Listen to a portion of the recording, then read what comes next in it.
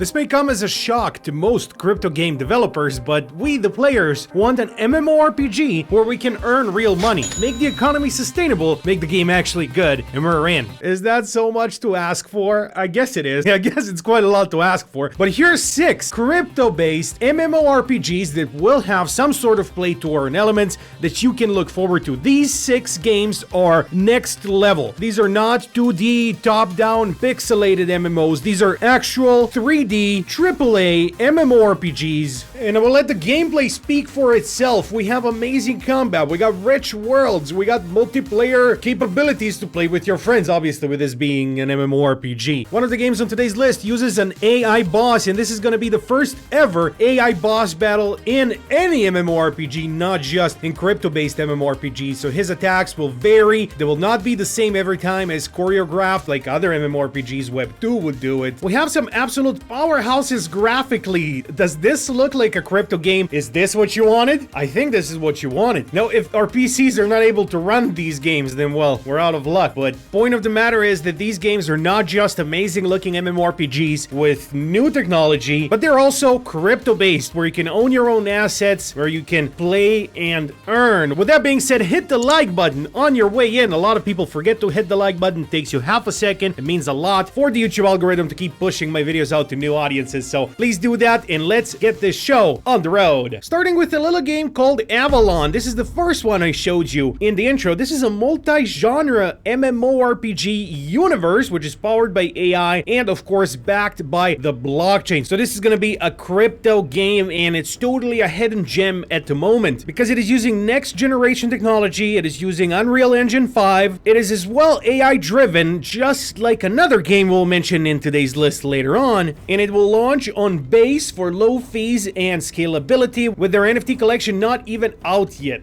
So that's coming soon. Once the NFT collection comes out, that might be something that we would be interested in. They will start things out now in Q1 of 2025 with showcasing more of their gameplay, with launching their NFT collection and telling us more about what the game will actually be. But from what we've seen so far, we are extremely bullish. Moving on, next game on the list, Mir 5. You remember Mir 4? I don't know what happened to Mir 1, 2, and 3, but I remember Mir 4. We played Mir 4 in 2021 quite a bit. We earned money from it, and it kind of ended up being a sort of a Ponzi. Not really a Ponzi though, was it? We just like to throw the word Ponzi around because it's fun. But Mir 4 is still ongoing. It's still going strong. It's to this day one of the most played crypto MMORPGs over on Steam, and it's still available on Steam as well. Now with Mir 5 launching, they are launching something absolutely revolutionary, which is the AI boss. Something never ever seen before in MMORPGs. So for those of you who don't play MMORPGs, here's how it would usually look like. You would start a boss fight, and the boss has, let's say, 3 stages. Once you beat him, once you get his health to 0, he enters stage 2. Once you beat him again, he enters stage 3, and these stages are predictable. He always does the same thing, so even if you fail once, you will know exactly where to go, how to hit him in the next stage, making sure that you will win, and also making the boss fights very predictable and not really fun. Now, here's the difference of what Mir 5 is going to do. This is from the perspective of the boss. The boss is going to see the 5 of us trying to defeat him. He will make sure that he attacks the weakest link. So in this case, could be the healer. Maybe he wants to take out our healer instead of going specially for the tank. And as the boss attacks the healer, we may figure this strategy out and then we do something else. But then the boss can change his thinking because he is AI driven, and maybe he then attacks someone else who has even less health. So this will make the boss fights in MMORPG infinitely more difficult, and also a lot more fun because we will have that replayability factor. Right now, you can beat a boss once you beat him once, it's not as fun anymore. You may do it just to gather points, to grind a little bit, but other than that, you won't really go back to them. But with this being a we-made game from WeMix Studios, we know how Mir 4 worked, we know how Nightcrows has worked, so they are big fans of play to earn. We know for a fact this game will have NFTs, and most likely, I can just make a wild guess here, they will have some sort of play to earn, because they are known for play to earn. They're not the pioneers of play to earn by any means, but they are one of the few that genuinely support the movement. As of January 15th, so not even a month ago, we had 500,000 concurrent players on Ymir 4 and Night Crows, both MMORPGs by Ymir or Ymir Play, so they're already huge. Now they have two MMORPGs launching in 2025, which is Ymir 5, the one we just talked about, and we also have Legend of Ymir. So this is another MMORPG made by the same studio. They're really pumping out these MMORPGs. This one I may even be more excited about than Ymir 5. Ymir 5, the whole boss fight battle sounds great. It's a great way to get Web 2 players into the game. But as far as me personally, man, I've been excited about Legend of Ymir ever since I first heard about it a little bit more than a year ago. And we had this gameplay video of it that just looked incredible. After that, they haven't really disclosed too many details except giving us a little bits and pieces and glimpses of what the gameplay will look like, what all the classes will look like. And this looks like the most refined animation system we've seen so far in any Ymir Play video. Now, it is a little bit goofy. Like, look at this. The way the guy jumps down and just moves around. You can tell he's not an NPC, but he's an actual player. So this is, all in all, just a proper MMORPG. Will be a proper MMORPG. And again, with this being a Ymir game, it will definitely have NFTs. It will definitely have play to earn. Something that they're very big on is leveling up your character and then turning him into an NFT at a certain level, and then having you sell that NFT or giving you the option to sell that NFT character so other people who don't like grind from level 0 don't have to, and they can buy that from you, making you an additional source of revenue. So one of the things you can do is just grind characters up to level 70 and sell them. And people have been doing that all the way back to Ymir 4. They have been doing that in Night Crows now, and they're selling them for good money. So this is a full 4.5-minute gameplay video. It has tons of gameplay, tons of world building, tons of animation showing us what it's gonna look like, what the enemies are gonna look like. We're definitely playing as human characters. I haven't seen any orcs or dwarves or elves or anything like that as far as the player characters, so we're human, that's for sure. But we are fighting against some sort of orcs, and there's a bunch of different enemies we encounter here. Of course, as in any MMORPG, we'll probably have the DPS class, the one that deals a lot of damage. We'll have the tank, the one that's supposed to tank the damage from the boss. We'll have a healer,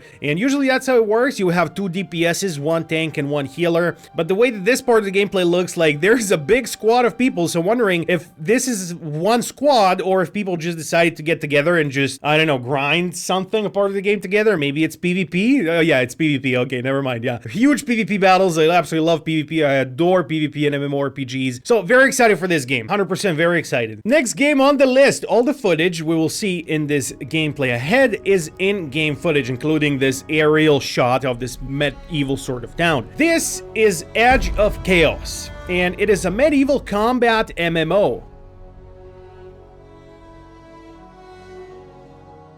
So they don't even call themselves MMORPG, but a combat MMO. Basically, the way you can look at it is you're a medieval knight and the combat is realistic. It's not like the other MMORPGs where you can jump around and throw magic fireballs at other people. No, here you have a shield, you have a sword, and a couple punches you take, you may just get eliminated. There's going to be massive PvP battles, and this is just something a little bit more unique in the MMO sector of the world. This game is brought to us from Poland, and Polish developers are actually very famous for a certain RPG game called The Witcher. So Polish developers actually have good clout in the regular Web 2 gaming space. So I'm excited to see what they're going to do with crypto. So for this game, we do know a little bit more as far as what the crypto integration is going to look like. For the past few games, we were only guessing based on the previous installments and what they did. But for Edge of Chaos in particular, on the 21st of January, so this was also just like 2 weeks ago, they have announced that they're teaming up with Immutable.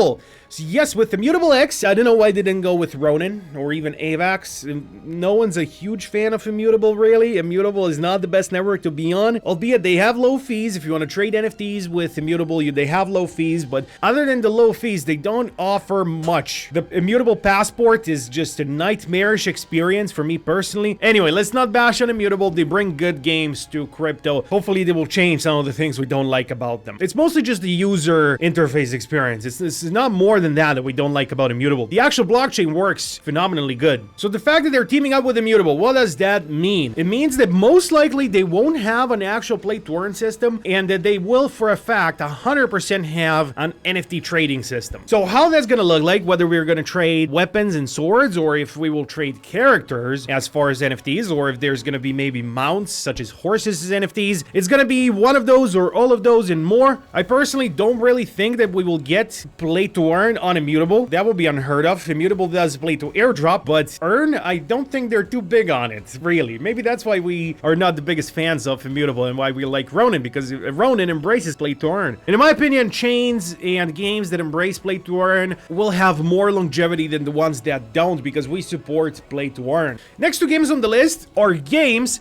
that were recommended to me by Grok. Now, Grok is like ChatGPT, but for Twitter. So we can go here on the game, like for example this game, Dune Awakening, which is an upcoming MMORPG, it's supposed to be Web 2, and I can just ask Grok about it. Will this game, Dune Awakening, have blockchain integration? Now I added this game to my list because Grok told me that it will have blockchain integration. Now that I ask it again, it tells me that it won't. So Grok has lied to me. ChatGPT is much better. Elon Musk, what the hell are you doing with Grok? He's not good. I'm so excited about this game, man. Dune Awakening, it's a Web 2 game, but it's a big fan of the IP Dune, is a big fan of the planet Arrakis and all of that. This game just looks so good, and it just makes me sad that Grok lied to me. Blockchain integration within this game would be so sweet. So I guess we're moving on. Game number 6 that Grok has also recommended me is Chrono Odyssey. And now that I ask it again, he says that there is no blockchain integration in Chrono Odyssey.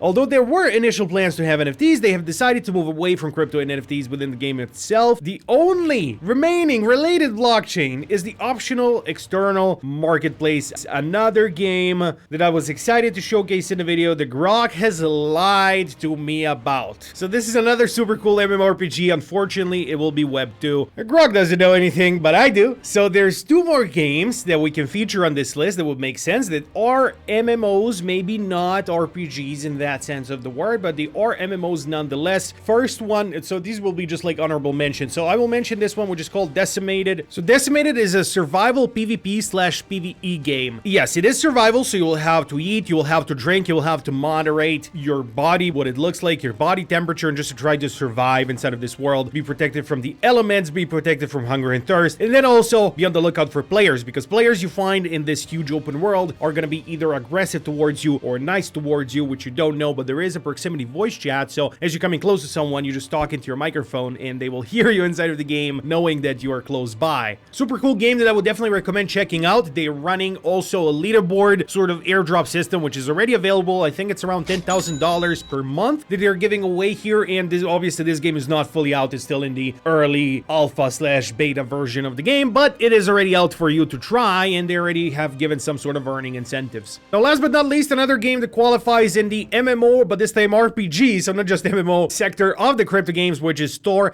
Atlaas, built on Solana. Another game you can try if you go on their Discord server. So the way I got access to this game is I just went on their Discord, I asked for access, and they have given me access. So that's definitely something that they do. As far as rewards, right now there are no rewards inside of the game. You can just give it a shot and try it and see if you like it. You can fly around in the spaceship, you can go around with your own guy, you can use your guns a little bit and shoot, and you can, as of very recently, also explore space and various planets inside of the game. They have this very cool sort of No Man's Sky-like system where it's seamless the way you enter a planet. It's not something we haven't seen before, but it is something we haven't really seen done right ever since No Man's Sky, and this was a long time ago, like back in 2013-14 when No Man's Sky did this, and no one's really been able to pull it off correctly since then. And this is an MMO. No Man's Sky is as well an MMO, but this one is crypto-based, built on Solana, as I said. We're big fans of what No Man's Sky, we're big fans of what Star Atlas is trying to do here. They are a little bit over-ambitious in my opinion, but what they also are is innovators, and I will support what they are trying to do. So good on them for having this of an ambitious game inside the crypto world. We're definitely in need of that, and we are also in need of play to earn, but I think Ronin's got us covered in that regard. All right, thanks for watching. Please subscribe, leave, and bye.